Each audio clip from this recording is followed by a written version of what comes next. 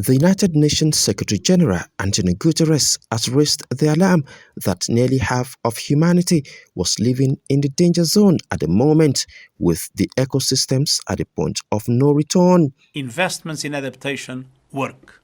Adaptation saves lives.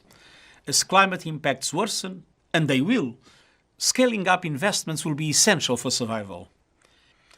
Adaptation and mitigation must be pursued with equal force and urgency.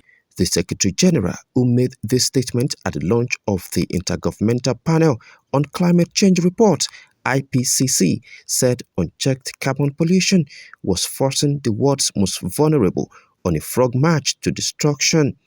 Sterling warning that the abdication of leadership to the environment was criminal.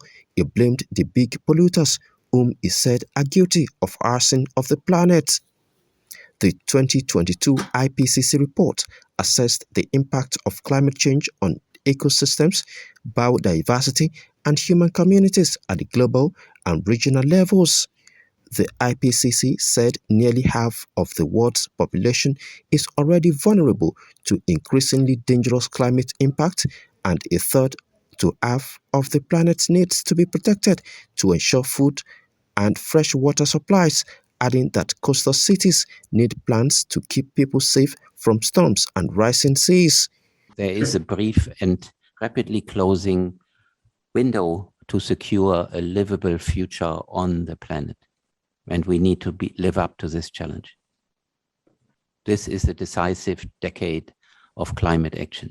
While speaking, the U.S. climate envoy, John Kerry, lamented that too little has been done to adapt to climate change and said the report offered a blueprint for action.